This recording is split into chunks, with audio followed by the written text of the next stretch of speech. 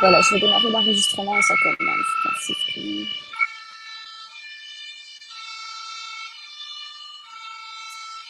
Voilà, voilà.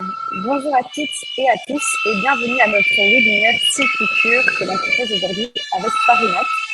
Claude Aligier et Quentin Ollier nous parleront d'un sujet très intéressant qui est le cholestérol, marqueur de risque ou lipide indispensable. Bonjour, comment allez-vous aujourd'hui? Bonjour. Bonjour. Très bien, merci. Super, ravi de vous avoir avec nous en tout cas. Alors juste quelques petits rappels au niveau du fonctionnement de Bookmarker, quelques petits rappels. Donc tout au long de la présentation, vous allez pouvoir interagir via le chat et poser vos questions dans la rubrique dédiée aux questions. Donc à côté de discussion, vous avez une rubrique Q&A. Donc n'hésitez pas à y poser vos questions et alors nous on y répondra à la fin du webinaire. Donc, voilà, je vous laisse la parole et je vous partage les slides par email. Voilà, voilà. Bonjour à À tous. tout à l'heure. Ouais, merci beaucoup. Bonjour à tous et bienvenue. Donc moi, je suis Quentin Houlier, je suis ingénieur spécialisé en micronutrition et directeur du laboratoire Parinat. Claudia, je te laisse te présenter également. Bonjour, je m'appelle Claudia Vigier, je suis naturopathe à Practica et je suis directrice commerciale aussi chez Parinat et responsable aussi des formations. Voilà. Donc je vous remercie à tous d'être présents. Aujourd'hui, on va faire un webinaire sur le cholestérol. Je vais présenter rapidement Parinat en introduction, on pourra en reparler après aussi. Donc Parinat, on a un laboratoire français de compléments alimentaires qui existe depuis plus de 25 ans. On propose une large gamme complète de compléments pour les naturopathes, les médecins. On travaille quasiment exclusivement avec des professionnels. On a plus de 2000 professionnels de soins ou de santé qui travaillent avec nous en France et à l'international. On est beaucoup en France, pas mal en Suisse, mais notamment en Belgique également, on a de plus en plus de prescripteurs. Le positionnement de Parinat, c'est de proposer des produits qui remontent le plus possible en amont des processus physiologiques pour proposer des solutions de terrain. On est très très terrain et le cholestérol, c'est une très belle illustration de ça.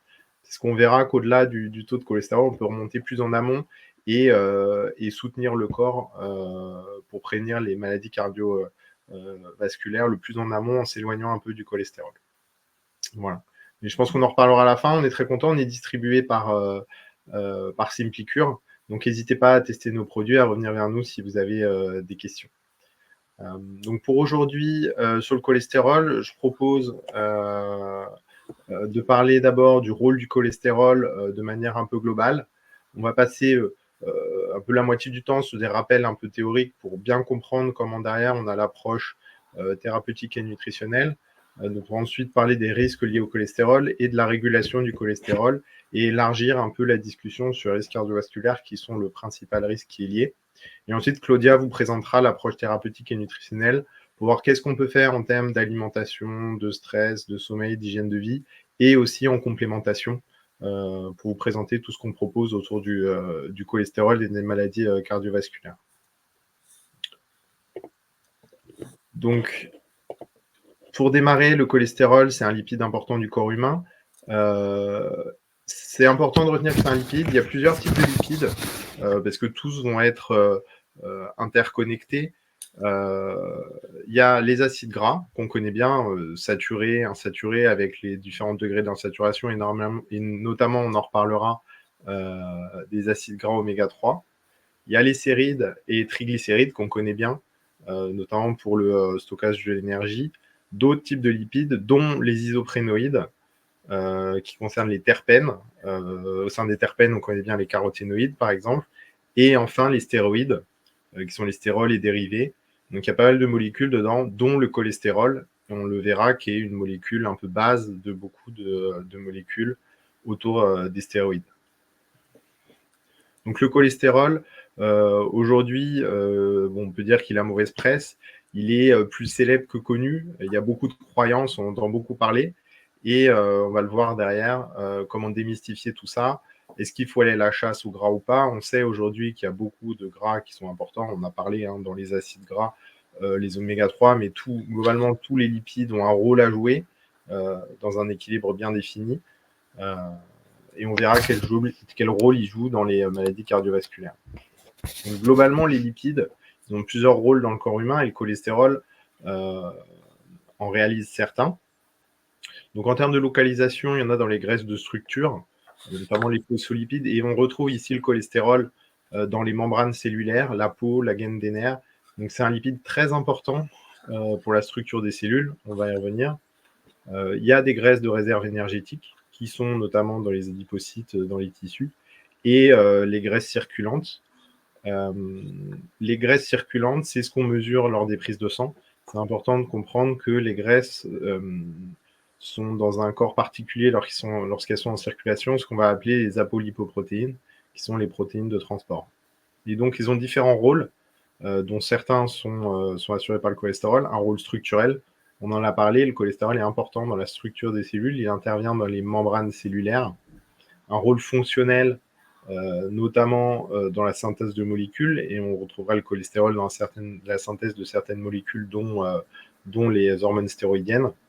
Et certains lipides ont un rôle énergétique. On a parlé dans le stockage des adipocytes et aussi de modulateurs géniques, tant par liaison à des récepteurs nucléaires ou par l'inhibition du facteur de transcription lui-même. Donc, le cholestérol est important pour les membranes cellulaires. Le cholestérol, il joue un rôle dans l'organisation de la membrane, et notamment il rigidifie la partie externe de certaines membranes plasmiques. Donc, trop de cholestérol rigidifie la membrane.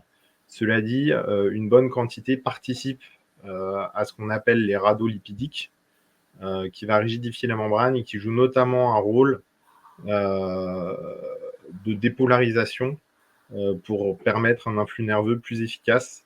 Donc, il a un rôle très important au sein des phospholipides dans les membranes cellulaires. On y reverra après, si on va à la chasse au cholestérol, il faut toujours garder en tête que le cholestérol, c'est une molécule essentielle dans le fonctionnement à différents niveaux. C'est le seul stérol biosynthétisé par l'homme. Il y a une synthèse endogène qui est faite essentiellement par le foie, mais aussi par l'intestin et le cerveau. C'est dire si c'est une molécule qui est importante. Et elle s'accumule dans les surrénales. Forcément, on va reparler de son rôle dans la synthèse des hormones stéroïdiennes, dans le système nerveux, et on a notamment parlé de la protection des nerfs, au niveau du foie, forcément, et dans les calculs biliaires, et dans l'évacuation de la bile. Donc, la source alimentaire, c'est uniquement les produits animaux. Il y a des phytostérols produits par les végétaux, mais le cholestérol, lui, ne vient que de l'alimentation animale. En moyenne, dans une alimentation européenne, on est entre 300 et 500 mg par jour, en moyenne à 400 mg, qui provient de la viande, des œufs, du poisson, du beurre. On retrouve de toute façon un peu tous les produits animaux. Mais c'est important de comprendre, c'est que 70% du cholestérol du corps est de source endogène, parce qu'on a des mécanismes de régulation qui font qu'on stabilise normalement le taux de cholestérol, qui est régulé par le foie et qui est produit majoritairement par le foie. Donc, sur la synthèse du cholestérol, 70% du cholestérol, on l'a dit, est synthétisé par le foie. Ça part d'une molécule qui provient de synthèse glucidique, qui est l'acétyl-CoA, qui devient l'HMG-CoA. Et en haut à droite, on voit l'HMG-CoA réductase, qui est l'enzyme qui fait rentrer l'HMG-CoA dans le cycle de production. On voit le cholestérol tout en bas. C'est important à retenir, on y reviendra un peu plus tard. Donc l'HMG-CoA réductase qui l'envoie dans la voie du mévalonate, puis la voie du squalène, d'où tout un tas de réactions métaboliques par différentes enzymes qu'on voit en fait l'HMG-CoA jusqu'au cholestérol en bas. Et ce qui est important de voir, c'est le nœud au niveau du farnésyl, là où il y a différentes flèches qui partent, pour voir que c'est à ce niveau-là que va se séparer la synthèse d'autres molécules, notamment l'hème et l'ubiquinone, qu'on connaît aussi sous forme de coenzyme Q10. Donc, ce qu'on voit en haut à droite, ce sont les statines. On y reviendra sur la partie thérapeutique. C'est important de retenir que les statines interviennent tout en haut de la chaîne de synthèse du cholestérol. Statines qui sont donc les principaux médicaments donnés pour réduire la synthèse de cholestérol qu'on retrouve dans la levure de riz rouge. Donc, ils vont bloquer toutes les phases métaboliques en dessous, y compris la production du butinol, de coenzyme Q10, en plus du cholestérol. Donc, on entend beaucoup parler de bon ou de mauvais cholestérol. Jusqu'à maintenant, on n'a parlé que d'un cholestérol. Ce qui est important à retenir, c'est qu'il n'y a qu'une seule molécule de cholestérol, mais plusieurs modes de transport. On en a parlé. Pour pouvoir être transporté dans le sang, le cholestérol est mis dans des transporteurs qu'on appelle les apolipoprotéines, LDL, qui sont de basse densité, vers le transport vers les tissus, donc du foie après la synthèse vers les tissus pour être utilisé par les tissus périphériques, et sous forme de HDL pour être rapatrié des tissus vers le foie et évacué par la bile, ou en tout cas régulé par le foie. Et donc celui qu'on appelle le mauvais cholestérol, c'est le HDL, c'est le LDL, pardon, puisqu'on verra plus tard, celui qui a une plus forte propension de participer aux maladies cardiovasculaires. Donc le cholestérol, lui, est éliminé par voie biliaire. Sous forme de sels biliaires, il participe à la détoxification de l'organisme, c'est-à-dire qu'une fois qu'ils sont rapatriés dans le foie les utilise pour faire la bile, et ça a une importance ça a une vraie importance pour l'émulsion des graisses, et ça va participer donc à une meilleure digestion des graisses et une meilleure absorption des micronutriments intéressants dans les graisses du bol alimentaire. Et donc pour la régulation du cholestérol, ça nous amène à une approche importante, à l'importance de l'approche cholérétique et cholagogue, puisque c'est bien par l'évacuation de la bile que se fait la régulation du cholestérol. Donc il est éliminé à la fois sous forme d'acide cholique et d'acide kénodéoxycholique qui sont dans la bile.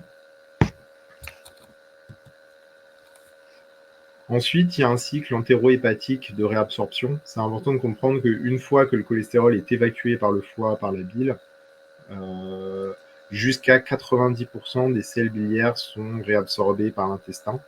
Ça peut être 80, 90. Ici, sur le schéma, c'est même 95, puisqu'on voit que 5% est excrété. Donc, à la fois, il faut un foie qui l'évacue bien par la bile pour avoir une régulation, et aussi derrière un bon équilibre au niveau de l'intestin pour avoir une régulation intestinale. Ce qui va jouer au niveau de l'intestin, c'est notamment le microbiote, l'équilibre du microbiote qui joue un rôle décisif dans le niveau de réabsorption et de régulation du cholestérol. Et justement, le microbiote joue un autre rôle qui est peut-être plus indirect, mais qui va être par la production d'acides gras chaîne courte, sur lequel on a montré que les acides gras chaîne courte, donc ils sont produits par un microbiote équilibré lorsqu'on lui fournit des fibres. Donc produisent des acides gras chaîne courte qui passent en circulation. On connaît les bénéfices que ça peut avoir, notamment au niveau cérébral. Ça a aussi un rôle de rétroaction sur le foie pour réguler le cholestérol. Donc l'équilibre du microbiote et la production d'acides gras chaîne courte, c'est un élément très important aussi de régulation du cholestérol. Donc, venons-en maintenant aux risques liés au cholestérol. L'équilibre du cholestérol, ça va dans les deux sens. D'un côté, l'hypocholestérolémie, de l'autre côté, l'hypercholestérolémie. Côté hypocholestérolémie, on va parler de pathologie neuropsychiatrique. C'est souvent un signe d'insuffisance hépatique et ça amène derrière des troubles potentiellement graves au niveau neuro. C'est pas un sujet qu'on va creuser aujourd'hui, c'est un sujet un peu à part, parce que ce qu'on entend le plus, et ce que vous aurez certainement le plus, c'est l'hypercholestérolémie, et qui est liée aux maladies cardiovasculaires et cérébrovasculaires. On y reviendra, mais plutôt lié aux problématiques d'athérome, aux problématiques de dépôt dans les artères. Donc, l'hypercholestérolémie a toujours été connue comme un marqueur de risque de maladies cardiovasculaires. Ici, c'est le schéma initial et un peu basique de la position du cholestérol dans les maladies cardiovasculaires, c'est-à-dire une corrélation directe entre le taux de cholestérol global et la mortalité par maladie cardiovasculaire. Et on voit une corrélation directe entre les deux. Et c'est là qu'est venue un peu toute la théorie sur le taux de cholestérol et la chasse au taux de cholestérol. Mais en creusant un peu, on se rend compte que c'est pas si net et qu'il y a d'autres marqueurs de risque et d'autres facteurs de risque. Ici, c'est un schéma qui est l'étude par pays de la mortalité cardiovasculaire par rapport au cholestérol. Et en fait, ce qu'on voit, c'est que dans les pays du nord de l'Europe, des États-Unis, on a une forte corrélation entre le taux de cholestérol et la mortalité, mais qu'il y a des exceptions, et notamment au niveau du Japon et des pays méditerranéens qui ont conservé un mode de vie méditerranéen, sur lequel on n'a pas de lien net, enfin en tout cas pas de lien entre le taux de cholestérol total et la mortalité, ce qui a laissé penser que, ce qui laisse penser qu'il y a des facteurs de risque plus liés au mode de vie qu'au cholestérol en lui-même, et que c'est bien le croisement des deux qui crée la pathologie cardiovasculaire et le risque cardiovasculaire. Et donc, ces facteurs de risque sont identifiés, on y reviendra, mais il y a le cholestérol circulant, mais couplé, on voit plutôt en fonction du mode de vie, avec le tabagisme, qui est très important. On y reviendra, mais de toute façon, le tabagisme, et qu'on peut aussi extrapoler à tout ce qui va être particules fines, qui va générer un stress oxydant, fragiliser les artères et créer le risque cardiovasculaire. Il y a l'hypertension, qui forcément fragilise les parois et peut créer des blessures qui derrière amènent l'athérome. Le stress, pareil, qui est aussi lié à l'hypertension. L'alimentation, on verra en détail dans la dernière partie ce qu'on recommande en termes d'alimentation, mais on voit bien que tout ce qui va être pro-oxydant, pro-inflammatoire va favoriser le risque cardiovasculaire. L'activité physique, l'obésité notamment abdominale et l'insulinorésistance et le diabète, tout ça va favoriser les phénomènes immunitaires, inflammatoires, oxydants liés au risque cardiovasculaire. Au final, en croisant tout ça, l'ESC, qui est le regroupement des cardiologues européens, a sorti les recommandations. C'est la table d'analyse du risque cardiovasculaire en fonction des différents facteurs reconnus médicalement. C'est la table SCORE qui évalue le risque de mortalité à 10 ans de maladie cardiovasculaire en fonction des différents axes. Donc, ils sont le sexe, homme ou femme, le statut fumeur, non-fumeur, l'âge, la pression artérielle, et en bas, on retrouve le cholestérol. Donc, c'est un des 5 critères retenus, mais ce n'est qu'un des 5 critères. Et donc, ce qu'on voit, c'est que si on se place en bas du tableau à gauche, à 40 ans, au final, même avec un niveau de cholestérol, la mortalité reste basse. Quand l'âge avance, on voit que en fonction de l'hypertension artérielle, du statut fumeur, on peut avoir des taux de cholestérol un peu plus élevés, mais qui restent dans un risque très faible de mortalité cardiovasculaire. Donc c'est toujours important, quand on voit un taux de cholestérol, surtout le taux de cholestérol global, il faut l'analyser en fonction de l'alimentation. On l'a vu avant sur les corrélations de mode de vie. Et aussi en fonction du statut fumeur, du mode de vie, de l'hypertension artérielle. Et c'est bien le croisement des facteurs de risque qui va amener le tableau qu'ils ont fait à droite, qui est les modes d'intervention. C'est-à-dire en fonction du niveau de risque et de savoir si c'est une intervention primaire ou secondaire, du niveau de cholestérol et ce coup-ci le cholestérol LDL, c'est-à-dire le cholestérol de faible densité, qui est celui qui est à risque de maladie cardiovasculaire. Voir si on revient plutôt sur en vert de vie, en jaune des Quentin, petit grisaillement de près de chez vous, près de... Tu t'as entendu tout moi? Non, moi, il n'y a pas de bruit, normalement. Ouais, on entend un petit bruit comme ça. C'est ce qu'on dit Ah, en je suis tout désolé, cas. moi je l'entends pas. Il y a un grisaillement? Il y a un Ouais, moi grésillement? je l'entends aussi un petit peu de mon côté. Là, ça va un peu mieux. Bon. Ben, je pense que là, ça va. Ça va là? Ouais, je pense que ça va là. disent qu'il y a Moi, je un suis nodule en bruit, résonance. C'est Moi, je suis un un gros casque. bruit haché, mais est-ce que c'est quand c'est moi qui parle ou quand c'est toi? Moi, je vous entends bien. Moi, je t'entends très mal. Pareil. Ouais, moi aussi, mais c'est plutôt toi que j'entends avec un gros bruit, une voix Oui, déformée. moi aussi, oui. Est-ce que toi, tu m'entends bien, Claudia? Oui, je t'entends très bien, oui. Bon. Là, c'est bon. Bah écoute, je vais continuer. Ok, c'est bon alors. Ouais, parfait.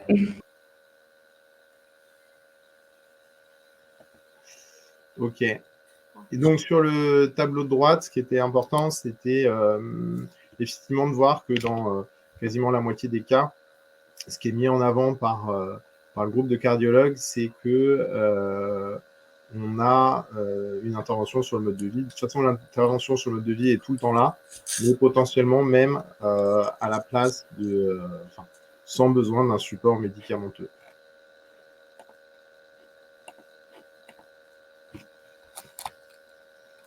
Donc, je propose de faire un zoom sur le transport du cholestérol parce qu'on peut aller encore plus loin dans l'identification du risque. C'est qu'il y a deux phénotypes, notamment influencés par l'alimentation, au niveau du LDL cholestérol.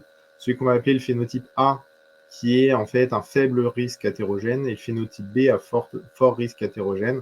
C'est-à-dire qu'au sein des protéines et du bloc de transport du cholestérol, on peut avoir deux expressions, le phénotype A et le phénotype B.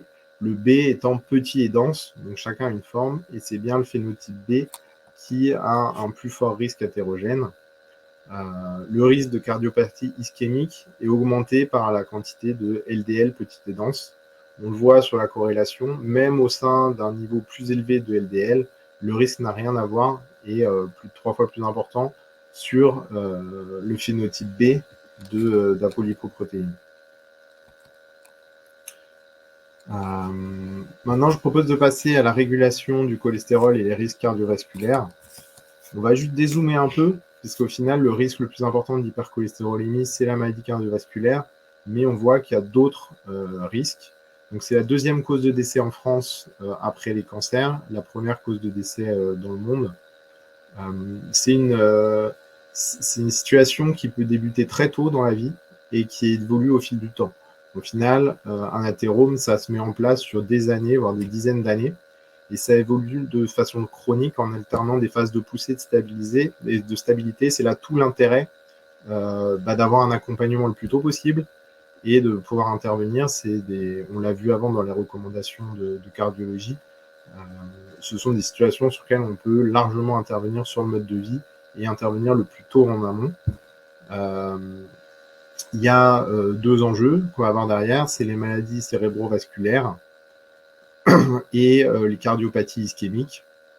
Les deux risques principaux, ce sont effectivement d'avoir soit une ischémie, c'est-à-dire un blocage du passage du sang dans une artère, soit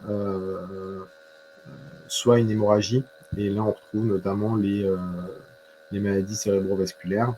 On peut avoir aussi l'embolie pulmonaire. Donc, il y a une étude majeure qui a été faite sur les maladies cardiovasculaires, c'est l'étude Interheart, qui a suivi dans le temps, dans 52 pays, les facteurs de risque d'infarctus, pour identifier quels étaient les facteurs qui étaient bénéfiques et néfastes pour les maladies cardiovasculaires.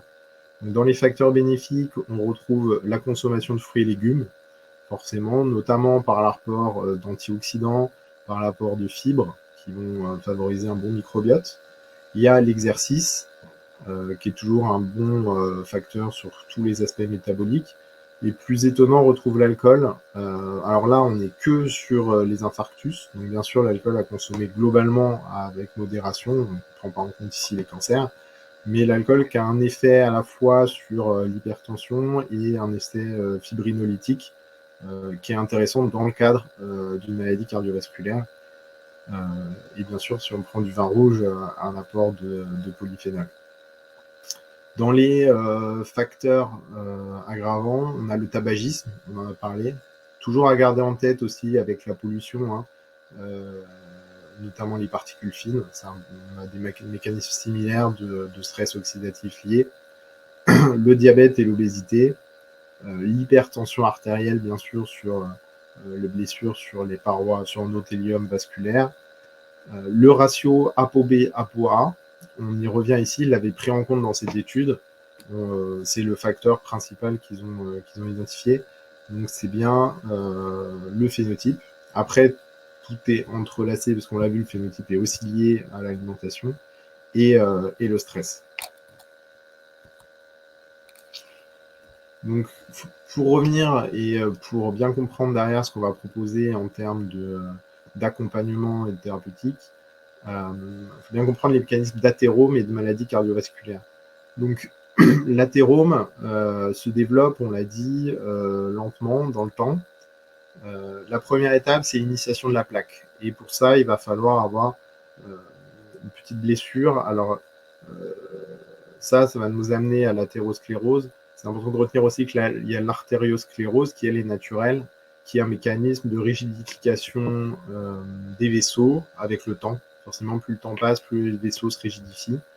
Mais ça, c'est un mécanisme naturel, mais ça peut être lié à une initiation de plaque avec une blessure de l'endothélium, qui derrière va générer une strie lipidique, c'est-à-dire c'est là où on va retrouver le LDL cholestérol petit et dense qui va s'insérer dans la strie et va créer une strie lipidique. Comme on le voit ici, ça va créer une sorte de boule de graisse sous l'endothélium et on se retrouve avec une plaque simple lipidique quand on a des cellules immunitaires qui vont intervenir.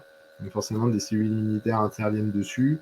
Ça peut se transformer en plaque simple fibrolipidique en fonction justement de la réponse immunitaire. Ça va avoir un développement fibreux et finir en plaque compliquée ou hémorragique si du calcium se fixe dessus. Et tout l'enjeu autour de ça, ça va être de savoir s'il y a une thrombose, c'est-à-dire que si la plaque est simple, elle peut très bien rester comme ça. Si elle est compliquée ou hémorragique, elle peut se casser et provoquer un saignement. C'est là où on va avoir un risque d'hémorragie ou un risque de thrombose. S'il y a une fissure de la plaque, une agrégation plaquettaire qui est forte, l'agrégation plaquettaire trop forte, ça va créer un thrombus. Avec une fissure de la plaque, il peut soit bloquer localement, c'est-à-dire créer une thrombose, une ischémie locale et potentiellement un infarctus, soit à distance, avec une migration du thrombus et une embolie. Donc on voit qu'il y a beaucoup de mécanismes qui sont impliqués lentement dans le temps, au final, entre la présence de cholestérol, la création d'une blessure de l'endothélium, l'intervention de l'immunité, de l'inflammation, la présence et la répartition des minéraux, notamment du calcium dans le corps, et ensuite la présence de stress oxydant pour déstabiliser la plaque, la casser, la réaction à la fissure avec l'agrégation plaquettaire. Donc il y a beaucoup de mécanismes impliqués au-delà du cholestérol dans le risque cardiovasculaire. Donc, à la création de la plaque, là on va parler de la partie plus immunitaire, le LDL oxydé est capté par les macrophages une fois qu'il est passé dans l'endothélium. Donc on va avoir une réaction inflammatoire et la création d'une cellule spumeuse qui derrière va faire la strie lipidique. Et donc c'est bien le fait que ce soit un LDL oxydé qui crée la réaction immunitaire et inflammatoire. Donc on voit toute l'importance du degré d'oxydation sur la réaction au cholestérol. Donc ce qu'il faut bien suivre, c'est le LDL petit et dense oxydé et la réaction immunitaire qui va avec. Un sujet important, c'est l'hyperhomocystéinémie. Donc l'homocystéine va participer à la dégradation des structures élastiques. Ça, c'est l'initiation de la plaque. L'homocystéine, un défaut d'homocystéinémie va amener à trop d'homocystéine dans le sang qui crée une sorte de stress et va aussi déstabiliser les plaques d'athérome. Donc l'homocystéine, ça va intervenir à deux niveaux, à l'initiation de la plaque et aussi à la déstabilisation finale de la plaque. Notamment si c'est une plaque compliquée, c'est ça qui va augmenter le risque. Et le dernier le phénomène final autour de l'agrégation plaquettaire, on le sait, est très lié à l'équilibre oméga 3, oméga 6, et notamment une importance élevée de EPA, DHA, c'est-à-dire des acides gras oméga 3 longue chaîne, sur lesquels on sait qu'ils ont un effet antithrombotique, EPA et DHA, et aussi un niveau de réponse équilibrée plaquettaire pour éviter d'avoir un trop gros thrombus, et que même si sur une plaque compliquée on a un saignement, on puisse limiter l'impact négatif du thrombus. Donc nous, on propose une approche globale de prévention autour du cholestérol. Le cholestérol, c'est un vrai sujet. Aujourd'hui, on suit souvent le taux de cholestérol global, et ça reste un vrai sujet, et on regardera comment le faire baisser s'il est trop élevé. Le ratio LDL sur HDL est toujours un sujet intéressant. On peut jouer aussi sur l'hygiène de vie pour favoriser la bonne régulation par le choix notamment du ratio LDL-HDL, en favorisant l'élimination du retour du cholestérol. Il y a le LDL cholestérol petit et dense, donc le phénotype B. On a vu aussi qu'en termes d'alimentation, on peut jouer sur ce ratio, et on présentera d'ailleurs aussi les compléments alimentaires qui permettent de jouer sur ce ratio et cette déviance vers le phénotype B, qui est notamment lié à la consommation de sucre, et l'oxydation du LDL cholestérol avec le statut antioxydant, que ce soit par l'alimentation ou la complémentation. Les vitamines A, E, c'est très important dessus. C aussi. Sur l'inflammation de l'endothélium, au-delà du cholestérol, on va pouvoir intervenir derrière sur l'inflammation de l'endothélium et la plaque d'athérome, qui sont au final des cellules hyper importantes, puisque si on a un taux de cholestérol élevé et qu'on a déjà avancé dans des situations d'athérome, on peut quand même essayer de prévenir le risque en intervenant sur l'endothélium et la plaque d'athérome. Donc, le premier sujet, c'est le diabète. On a le stress oxydant, sur lequel on peut intervenir sur la réponse antioxydante, les mécanismes infectieux et l'hypertension artérielle. Tout ça, on verra en termes d'hygiène de vie et de complémentation ce qu'on peut faire. Au niveau de la plaque d'athérome, savoir si elle est stable ou cassante. On peut jouer sur l'agrégation des plaquettes, comme on a parlé avec le PA, DHA. La calcification, ça va être sur l'équilibre des minéraux dans le corps humain. Et la thrombose, on a vu l'homocystéine qui joue au début de l'initiation de la plaque, mais qui va jouer aussi sur la stabilité de la plaque. Claudia, je te laisse la suite. Oui, très bien. Bon, ben, j'ai vu qu'il y avait, on est international aujourd'hui, j'ai vu qu'il y avait des gens du Portugal, de l'Espagne, du Canada, donc ça c'est top. Voilà, donc je pense qu'il n'y a que les thérapeutes qui sont là aujourd'hui. Nous avons tous une formation de base, bien sûr, sur l'approche nutritionnelle, parce que ça reste avant tout quand même la base des thérapeutes, de proposer un programme d'hygiène vitale basé sur l'hygiène de vie. Et les compléments alimentaires, bien sûr, ils sont complémentaires. Et donc, l'approche nutritionnelle reste quand même la base de tout, ensemble avec l'hygiène de vie aussi psychologique et aussi physiologique, donc le mouvement.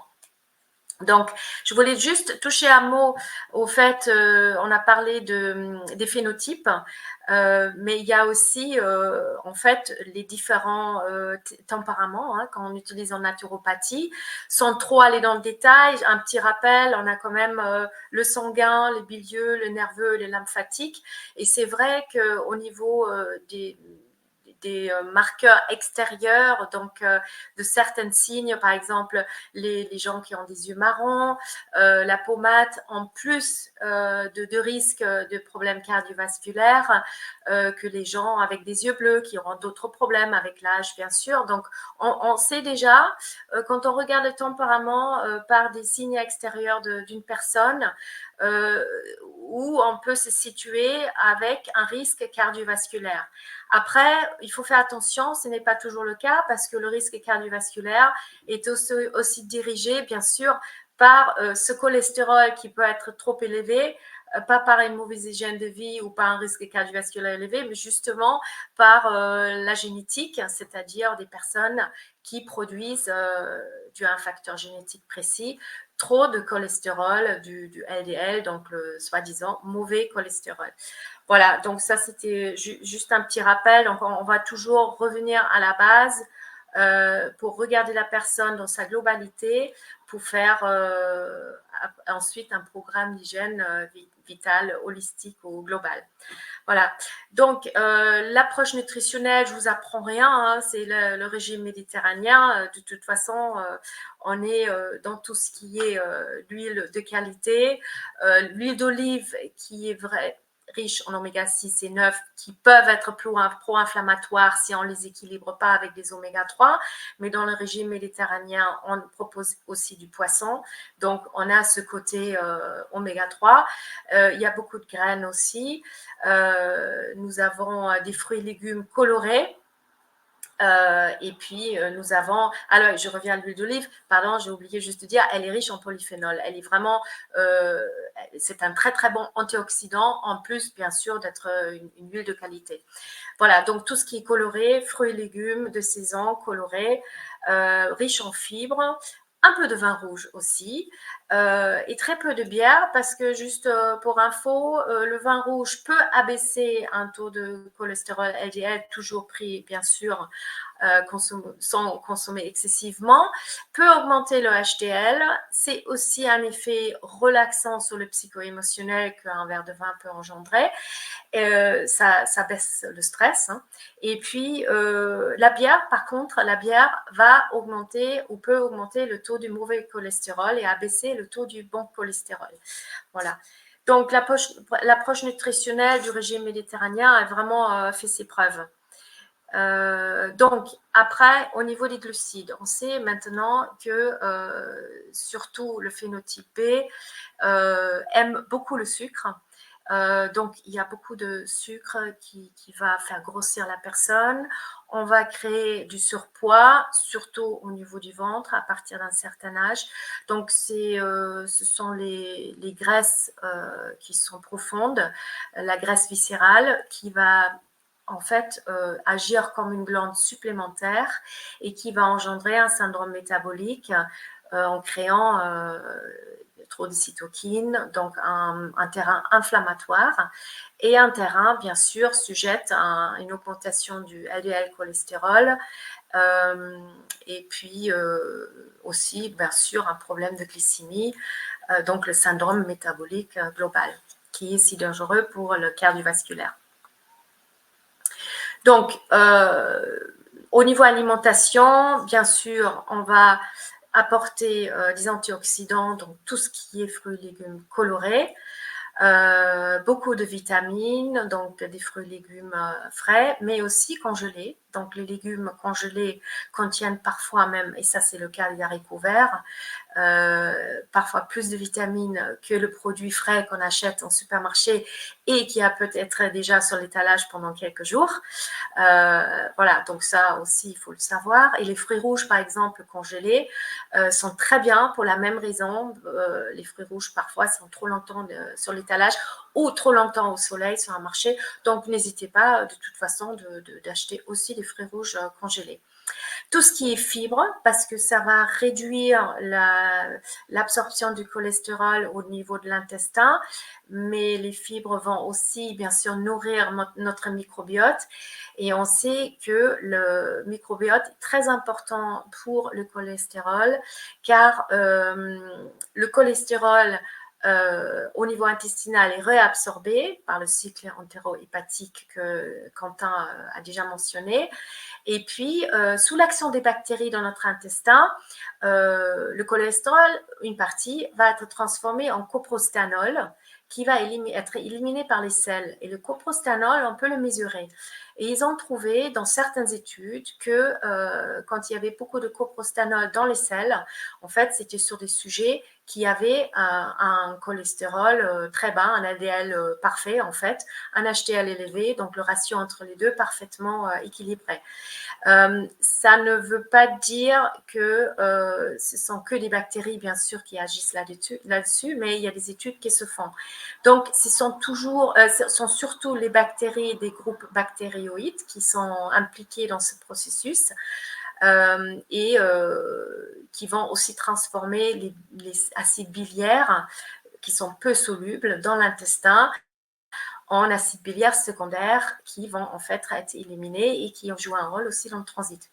Voilà, donc ça c'était la petite parenthèse. Et au microbiote, bien sûr, chez Parinat, on est un peu spécialisé dans le microbiote avec nos postbiotiques et je vais en toucher un mot un peu plus tard. Donc pour l'alimentation, très adapté aussi à un régime anticholestérol, c'est le psyllium. Une cuillère à soupe par jour, ça aide le transit, ça va améliorer le microbiote et ça a fait ses preuves dans les études à montrer qu'avec ces fibres-là, on va abaisser le taux de cholestérol LDL. Tout ce qui est viande rouge, il faut réduire, bien sûr, charcuterie, les graisses saturées. Ça ne veut pas dire qu'on ne peut pas manger du beurre, par exemple. Un petit carré de beurre tous les jours, c'est bénéfique, c'est riche en vitamine A. Donc, c'est toujours, tout est poison, rien n'est poison, tout est une question de dosage, bien sûr. Et puis, moi, je parle beaucoup des amidons résistants aussi, parce que justement, avec les amidons résistants, on va favoriser la création de butyrate au niveau intestinal, et le butyrate aussi va favoriser un taux de cholestérol parfait. Donc, les amidons résistants, qu'est-ce que c'est? Ce sont des féculents en fait, des pommes de terre, des pâtes, du riz, de l'épeautre. Donc, tout ce qui est féculent qu'on va cuire et on va laisser refroidir minimum 8 heures et puis on va le consommer ensuite. C'est-à-dire pendant le processus de refroidissement, dans les amidons de ces féculents, on a des amidons qui se sont transformés, qui sont devenus résistants à la digestion, donc qui ne seront pas absorbés. Donc déjà, au niveau calorique, sur un féculent, sur la même quantité, que ce soit chaud, cuit et consommé rapidement, instantanément, ou quelque chose qui refroidit, sur la même quantité, on aura beaucoup moins de glucides qui seront absorbés. Donc ça, c'est une bonne nouvelle pour les personnes qui adorent les féculents, qui sont quand même un aliment réconfortant et qui veulent un peu moins de calories. Et en plus, nous avons dans les amidons résistants une grande amie de notre microbiote parce que les bactéries adorent ça et ils vont s'en nourrir et ils vont créer du butyrate. Voilà, donc passons prochaine approche nutritionnelle, donc des recommandations particulières, j'en ai déjà parlé. Importance des acides gras, des oméga 3 de poisson, parce que riche en EPA, qui est supérieur quand même et qui doit être quand même combiné avec du DHA, mais qui est vraiment visé cardiovasculaire. Tout ce qui est lipides oméga 3 végétal, n'a pas les mêmes effets au niveau cardiovasculaire. On va avoir un grand effet au niveau du psycho-émotionnel, mais beaucoup moins au niveau cardiovasculaire. Et bien sûr, la restriction calorique sur les personnes qui sont en surpoids, justement pour la graisse viscérale. Alors, nous avons la graisse sur le ventre. Il y a deux sortes. Il y a la graisse viscérale qui entoure les organes, qui est une graisse profonde. Et il y a la graisse sous-cutanée qui peut créer un petit peu le ventre gras. Donc, la bonne nouvelle, c'est que pour la santé, en tout cas, c'est que la graisse viscérale, elle est assez facile à réduire avec un régime de restriction calorique légère, avec une alimentation intelligente, hypotoxique et un peu plus de mouvement. Donc ça, c'est la bonne nouvelle. Pour la graisse sous-cutanée, c'est différent. Elle n'est pas dangereuse, mais elle est beaucoup, beaucoup plus difficile à disloquer. Et ça, c'est la mauvaise nouvelle pour nous les femmes, parce que c'est ça-là qui nous gêne quand on doit mettre les bikinis en été. Voilà. Mais pour la santé, c'est plutôt une bonne nouvelle que cette graisse viscérale, on peut s'en débarrasser assez rapidement. Mais ça revient aussi très rapidement. Donc, il faut bien sûr garder toutes ces bonnes mesures d'hygiène vitale sur la durée. Voilà, le jeûne intermittent est très positif sur les processus d'inflammation et bien sûr sur les triglycérides et le LDL élevé. Voilà, ça veut dire qu'on ne mange pas pendant 16 heures. Par exemple, on arrête de manger le soir à 20 heures et puis on ne mange pas jusqu'au lendemain à 13 heures. Mais ce n'est pas pour tout le monde non plus. Donc, il faut vraiment, encore une fois, voir un peu le terrain, le tempérament de la personne. Est-ce que c'est une femme? Est-ce que c'est un homme? L'âge? Est-ce que les hormones jouent un rôle? Voilà. Donc, tout ça est à prendre en compte quand on suggère ce genre de régime. Parce que sur certaines femmes, en périménopause ou ménopausée, ce jeûne intermittent peut les faire grossir parce que le corps prend peur. Il se dit, mais elle ne me nourrit pas pendant un moment, et puis moi, je vais stocker. Donc, elles vont stocker. Ce n'est pas une bonne idée. Voilà, donc ça dépend toujours le terrain. Et puis, apport en sodium, bien sûr, le sel. Par contre, le sel reste quand même important pour notre santé. Vous vous souvenez de la grande canicule qu'on a eue des années en arrière où les personnes âgées mouraient dans les maisons de retraite. C'était un problème, bien sûr, l'hydratation. Tout le monde leur disait de boire, boire, boire, mais ces personnes-là ont généralement des médicaments pour l'hypertension et on leur dit de ne pas consommer du sel. Donc, faire boire quelqu'un davantage, beaucoup plus, sans un apport en minéraux, c'est dangereux. Donc, il y a beaucoup de gens qui sont en fait, qui avaient des problèmes de santé graves parce qu'ils ont bu beaucoup plus d'eau, mais sans apport en minéraux. Donc, un bon sel de qualité dans des quantités très petites, c'est quand même important. Voilà, donc il faut se minéraliser. Mode de vie, arrêt du tabac, bon, ben, ça c'est pas un secret, je pense qu'on est tous d'accord pour ça. Ça engendre un stress oxydatif, ça nous amène plein de particules fines et en plus, cette vasodilatation et constriction induite par la cigarette va faire qu'il y a des fissures au niveau des vaisseaux et puis c'est ça qui va engendrer des petits logements pour le cholestérol qui va ensuite s'oxyder et qui va bien s'installer dans les fissures. Voilà, donc la sédentarité, et il faut dire aux personnes que même 30 minutes de marche, c'est déjà suffisant. Chaque fois qu'on bouge, chaque fois qu'on prend un escalier au lieu de prendre un ascenseur, c'est positif sans pour autant aller faire un marathon, parce que ça, c'est pro-oxydatif aussi. Et puis, le stress psychologique, c'est toujours vraiment, c'est une grande partie de notre santé en général, à tous les niveaux. Donc, on peut se déstresser, bien sûr, avec l'aide d'une thérapeute, faire de la sophrologie, une psychothérapie, l'art-thérapie, des choses comme ça. Mais le plus facile, en fait, c'est de faire un peu de cohérence cardiaque tous les jours. Donc, cette respiration, inspiration sur 5 secondes, expiration sur 5 secondes. Et on fait ça pendant 3 minutes, 2-3 fois par jour.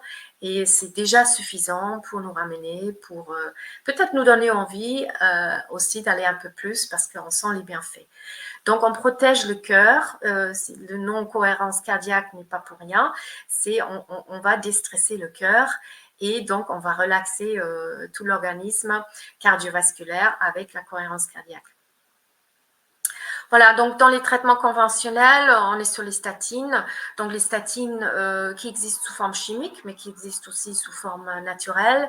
C'est la levure des riz rouges qui en fait qui a la même action que les statines chimiques, sauf que c'est naturel. Donc, on va abaisser le cholestérol, on va avoir une action anti-inflammatoire et on va protéger l'instabilité des plaques.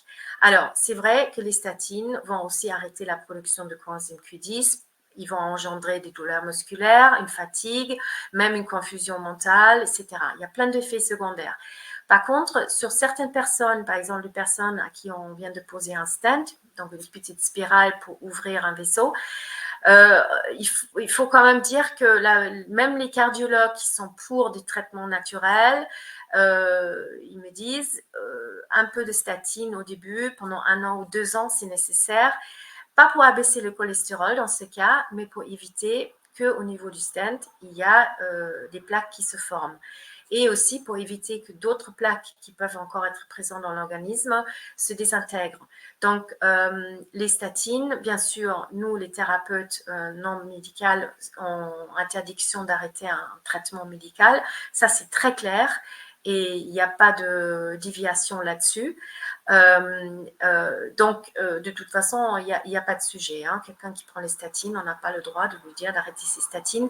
Et pour cause, parce que parfois les statines sont nécessaires. Après, petite parenthèse, les statines naturelles, juste pour info, la levure de riz rouge a les mêmes effets secondaires et néfastes que les statines chimiques. C'est pour ça, chez Parinat, je crois que ça fait maintenant 4 ou 5 ans qu'on a arrêté la vente de la levure rouge pour cette raison-là, parce qu'on n'est pas un labo, on est un labo de terrain, on est un labo qui propose des formules qui sont non nocifs et non toxiques. Donc, on avait décidé d'arrêter de vendre la levure de riz rouge pour cette raison-là. Après, il y a de l'aspirine sous forme dose bébé, ce qu'ils appellent ça. C'est des toutes petites doses d'aspirine pour son effet anti-inflammatoire et pour fluidifier le sang. Après, les anticoagulants, bien sûr, les antivitamines K, qui est la vitamine de la coagulation. Et puis, il y a des anticoagulants qui sont aussi basés sur d'autres processus métaboliques dans le corps. Et puis les traitements physiques, tout ce qui est chirurgie, pose de stent, donc cette spirale qui ouvre les artères, angioplastie, pontage, etc., etc. Et généralement, après toutes ces interventions-là, on a une prise de médicaments anticoagulants et statines pendant une certaine période. Donc, complément alimentaire, j'ai déjà parlé de la levure de riz rouge qui a les mêmes effets néfastes que les statines. Donc, on a des fibres alimentaires, on a les comifora mucules, je vais en parler, l'artichaut, le curcuma qui sont des plantes très adaptées, le chardon-marie aussi, le chrysanthellum, tout ce qui est pour le foie.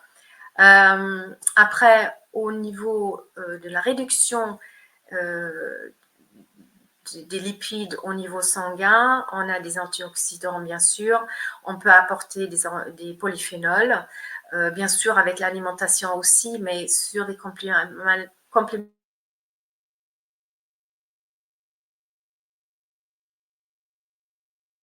alimentaire, on a quand même besoin d'augmenter par rapport à notre alimentation. On ne peut pas toujours avoir une alimentation complètement... voilà. Oui, je dépasse peut-être le... Non, non, j'ai encore un peu de temps. Voilà, donc on va aller tout de suite vers les produits pour pas aller au-dessus de 1 heure. Donc, il y a le comifora. Donc, ça, c'est... De toute façon, vous pouvez vous informer auprès de Parinat pour aller en plus en détail sur les produits. Donc, le comifora qui est issu de la médecine ayurvédique. Donc là, on est sur quelque chose qui va vraiment être adapté au syndrome métabolique pour le ratio HDL-LDL, mais aussi tout ce qui est obésité, graisse du ventre, et puis aussi sur la glycémie. Donc, c'est une résine, et puis on a rajouté de la grenade pour son côté antioxydant. Après, il y a le Silinac, riche en chardon-marie et le NAC, donc le N-acétylcystéine, qui a fait ses preuves dans l'abaissement du cholestérol LDL. Et puis, le chardon-marie, bien sûr, qui va travailler au niveau hépatique pour justement, pour le cycle entérohépatique, pour la production, mais aussi le recyclage du cholestérol. Ensuite, les ampoules d'artichaut, curcuma, romarin. Donc, on est encore sur le foie, bien sûr, et on va protéger de l'oxydation les lipides. Parce que c'est une chose d'avoir du cholestérol circulant, c'est une autre chose d'avoir du cholestérol oxydé circulant. Donc, on va toujours peut-être avoir un peu de LDL élevé, mais quand il est non oxydé, parce qu'on a un bon statut de stress oxydatif, on n'a pas de souci avec un peu de cholestérol élevé. Donc, le mot-clé, c'est toujours antioxydant, éviter l'oxydation du cholestérol. Après, on est sur le curcuma. Donc, le curcuma qui va aussi engendrer, bien sûr, une amélioration du microbiote, mais aussi l'inflammation qui peut être de bas grade ou l'inflammation spécifique au niveau des vaisseaux. Et puis, le French OPC, c'est l'écorce de pin maritime des Landes qui protège vraiment, qui cible les artères, les vaisseaux au niveau de leur élasticité, mais qui est un super antioxydant qui va en fait fluidifier le sang légèrement, mais qui va protéger du stress oxydatif et qui va aussi abaisser le LDL. Et ça, sur les personnes qui ont le facteur génétique, enfin, je dis ça parce que je suis concernée. Donc, mon corps produit du LDL cholestérol et avec le French OPC, donc avec, on appelle ça aussi le pycnogenol, on va avoir une amélioration du ratio LDL-HDL. C'est toujours ça qui est important aussi. Et puis la vitamine K2, bien sûr, qui va, en fait, c'est une navette calcique, la vitamine K2. Elle va s'assurer que dans l'organisme, le calcium ne se dépose pas dans les vaisseaux, mais qu'il se dépose bien dans les os et partout où ça doit aller, sauf dans les tissus mous et dans les artères. Et puis, on a aussi, bien sûr, une action au niveau une action fibrinolytique avec la teneur en nattokinase, parce que ici la vitamine K2 est issue du soja fermenté. Un optiméga trio, donc EPA, DHA, l'huile de poisson. Chez nous, on a le label qualité silver. Donc, c'est une pêche responsable, testée pour métaux lourds. Vous avez un produit complet. L'allium Q10, donc riche en allicine, l'ail est connu pour fluidifier le sang et pour protéger les vaisseaux. Et la coenzyme Q10, qui peut être prise, par exemple, ces produits-là, est adapté aux personnes qui prennent des statines parce qu'on va équilibrer la perte de production de coenzyme Q10 avec un apport en Q10. En plus, la protection des vaisseaux avec l'allicine. Et la vitamine D3 qui peut se joindre à la vitamine K2 pour la navette calcique et aussi pour s'assurer que le calcium est bien absorbé et puis qu'on a une protection du métabolisme phosphocalcique. Et le symbiodore, bien sûr, au niveau du microbiote, j'en ai parlé avant, l'importance du microbiote. Et nous, chez nous, on a un postbiotique, c'est-à-dire c'est une souche qui est stabilisée par chaleur. Donc, ce sont des bactéries qui sont non vivantes, mais qui ont fait ses preuves. On les utilise depuis plus de 27 ans. Donc, on a un effet au niveau de l'inflammation intestinale, au niveau de la muqueuse, perméabilité muqueuse, et aussi au niveau de microbiote. Mais sans pour autant apporter une flore de substitution comme on le fait avec un probiotique. Voilà, je crois que si je parle plus, j'ai vraiment trop parlé. Je suis désolée, j'ai un peu dépassé, mais ça c'est moi. Voilà, donc voilà, je crois que c'est place aux questions, si je ne me trompe pas. Alors, voilà. Net. Mais du coup, merci. Vous m'entendez bien?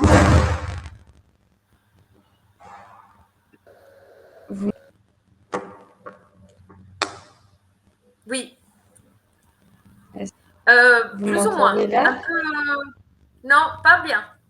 Je ne sais pas. Ok, Quentin, je tu vais l'entends bien? changer. Non, je t'entends haché et décalé. Et je vous envoie tous mes excuses s'il y a un buzz dans mon micro aussi, je suis désolé. Ah, si je peux me permettre, il y a une question qui est importante. Enfin, un Et commentaire. là, vous m'entendez correctement? Comme Non. ça?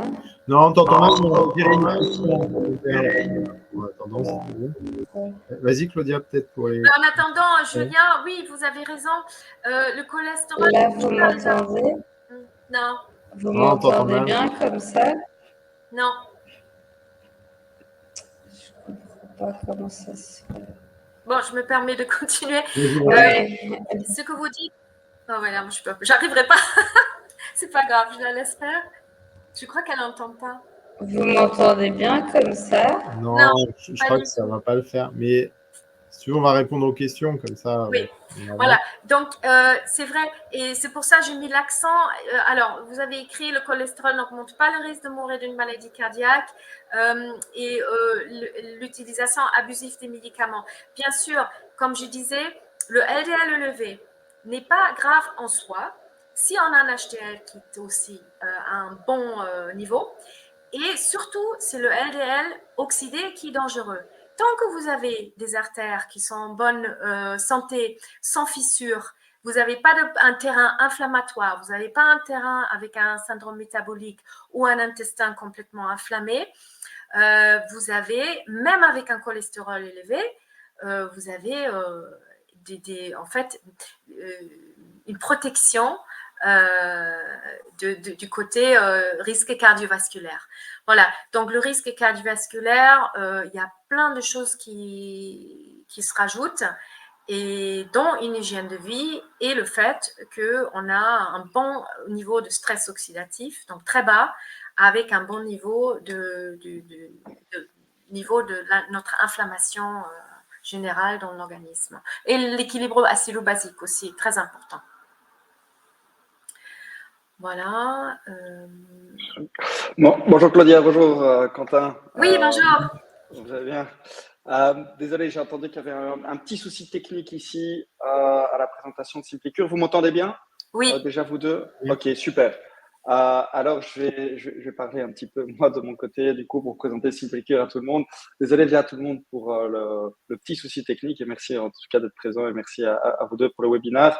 Alors, Simplicure, en quelques mots, on a lancé une plateforme qui vous permet de facilement recommander les compléments de vos laboratoires favoris à un seul endroit. Vous êtes peut-être familier avec le problème, quand on aime bien recommander par INAT, mais d'autres labos auprès. Et c'est pas toujours facile pour vos clients / patients de pouvoir acheter tous les compléments à un seul endroit. Ce qu'on a voulu faire avec Simplicure, c'est développer une plateforme sur laquelle vous avez accès à tous vos laboratoires favoris à un seul endroit.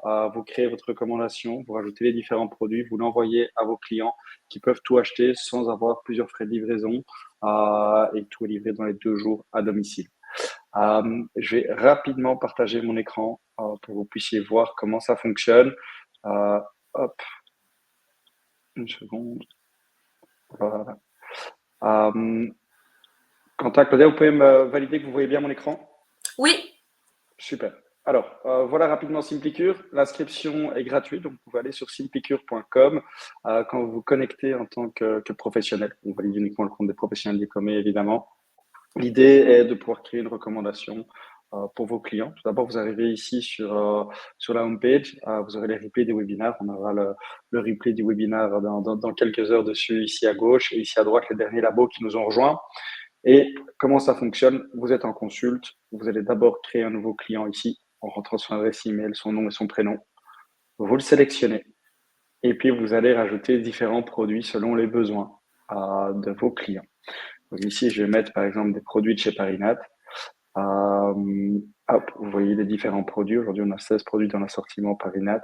Vous rajoutez les différents produits. Ils se rajoutent ici à votre recommandation que vous pouvez totalement personnaliser. Vous avez aussi un petit tableau récap des apports. Vous donnez le nombre de gélules à prendre quotidiennement. Vous envoyez.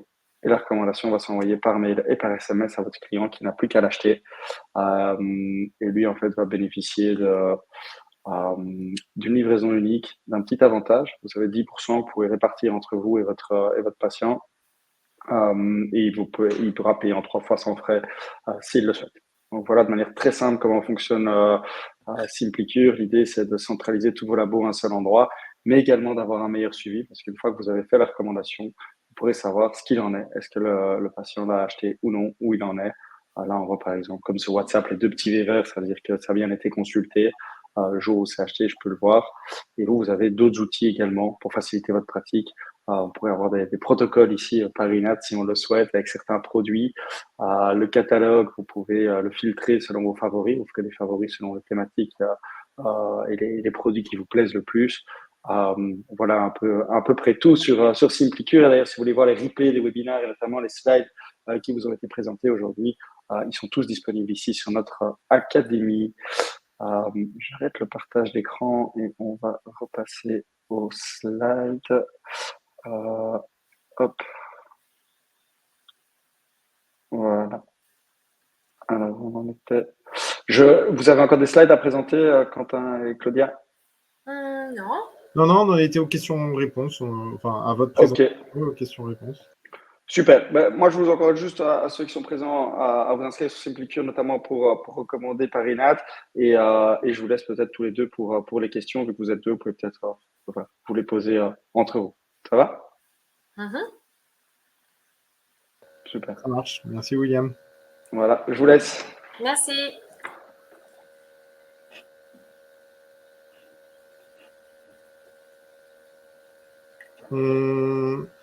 C'était bon pour les questions de Julien. Je pense qu'on avait testé, on avait répondu. Il y a quelques questions de Anne. Je sais pas, tu as dû avoir le temps de lire, Claudia. Sur les statines et le cerveau, est-ce qu'elles empêchent la synthèse du cholestérol au niveau du cerveau? La question sous-jacente, en tout cas, elle est qu'il y a des études qui montrent que la prise de statine peut amener à des problématiques à des problématiques neuro, notamment si on descend trop bas au niveau y compris sur le niveau de LDL cholestérol. Oui. Peut-être des compléments, Claudia, dessus.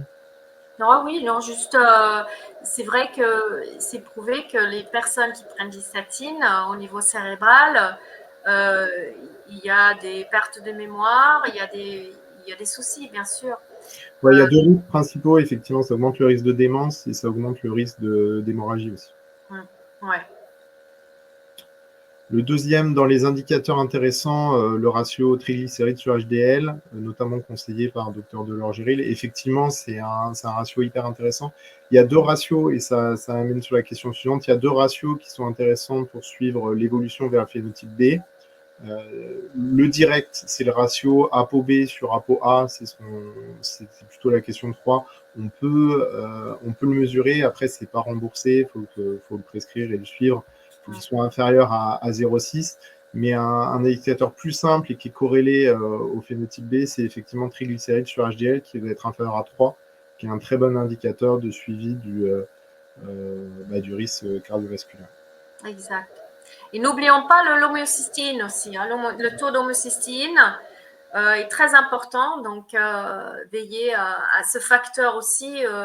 On n'en parle pas assez, je pense, de cette accumulation d'homocystine dans l'organisme qui va engendrer un facteur supplémentaire quand on a du LDL élevé. Et le dernier point sur le fait de réchauffer les amidons résistants, et je te laisse en parler. Ah oui. C'est plus spécifique que moi sur les amidons résistants. Il y avait. Alors, parce que moi, je ne vois pas les questions. La question, c'est quoi? C'est les féculents refroidis, est-ce que c'est possible de les réchauffer? Ah oui, bien sûr, oui, question, oui, bien sûr, la question, elle est normale. Oui, tout à fait. On peut les manger froids ou on peut les réchauffer. Donc, pommes de terre sautées ou salade de pommes de terre, les deux, les amidons résistants ne changent pas. Une fois résistants, ils restent résistants. Super. Bah, pour moi, on a fait le tour des questions. Je ne sais pas s'il y en a ailleurs. Moi, j'en vois un petit peu dans le chat public. Je sais pas, je n'étais pas là en amont. Je ne sais pas si vous y avez déjà répondu. Je vois Abdelhamid qui avait mis, pouvez-vous nous donner des compléments qu'on peut utiliser un hémodialyse? Je ne sais pas si ça a été répondu. Les compléments en hémodialyse, pas grand-chose. Hein. Ça n'a pas été répondu, mais... Ok. Alors, je ne sais pas si vous avez vu tous les deux les questions dans le chat. Donc, il y avait, non, celle dans le chat, pour moi, je n'ai pas réussi à suivre. On est allé dans questions-réponses. Dis-moi. Ok. Alors, il y a de quelle manière tester correctement l'équilibre acido-basique? Ah oui, c'est une bonne question. Alors, le fameux strip qu'on peut utiliser sur les urines, c'est pas très parlant, sauf si on le fait vraiment selon un protocole que je trouvais sur Internet, à faire ça 4 à 5 fois par jour et après trouver une moyenne. Mais généralement, quand on a des urines acides, c'est un bon signe parce qu'on élimine l'acidité. Mais il y en a qui disent aussi, non, c'est un signe qu'on est trop acidifié. Voilà, donc ça marche pas très bien. L'acidification, on la ressent. Hein. On a des fanères, donc les ongles et les cheveux qui cassent, qui tombent. On a la peau qui gratte, on est irrité. Et puis, on n'a qu'à regarder ce qu'on consomme aussi. Simplement, notez tout ce que vous consommez dans la journée, quel niveau de stress vous avez et généralement, vous voyez si vous êtes acidifié ou pas. N'oublions pas que les aliments acidifiants ne sont pas toujours des aliments acides. Voilà, donc ça aussi. Ok, merci. Et alors, il y avait encore une question de Frédéric. Je ne sais pas si vous lui avez répondu le plus. Bonjour. Le French OPC, on peut le donner si la personne est sous statine? Oui, on peut. Oui, tout à fait.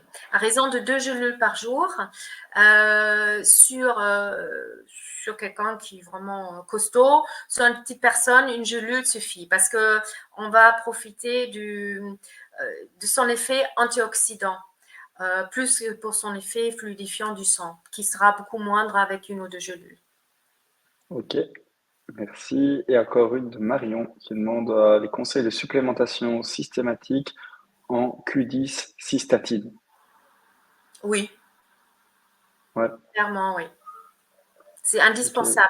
C'est indispensable pour eux et je dirais même à partir d'un certain âge, la coenzyme Q10, faites des cures, hein, allez-y parce que c'est un basique. Ok. Valérie, dans le cas de prise de statine, quel recours pour éviter les pertes de mémoire ou démence éventuelle? Ceci en plus de la question sur comment calculer. Oh non, le calcul on l'a déjà fait. Donc sur le. Je répète, en cas de prise de statine, quel recours pour éviter les pertes de mémoire ou de démence éventuelle? Bah alors, on peut prendre des plantes qui aident la mémoire déjà. Le bacopa, nous on a un qui s'appelle le Mancium. Après, les oméga 3 de poisson, bien sûr. Et la phosphadiétérine, c'est un très bon complément aussi qui, chez nous, est présent dans le Ectonate, il me semble. Donc, Ouais, il y a des Ectonates, hein, c'est ça.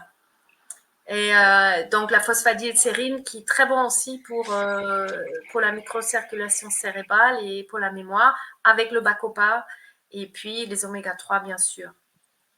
Et encore une fois, le French OPC. Alors, French OPC, c'est un peu mon dada. Donc, je le conseille pour tout ce qui est mémoire. D'ailleurs, on a un protocole pour la mémoire. On le combine avec le bacopa.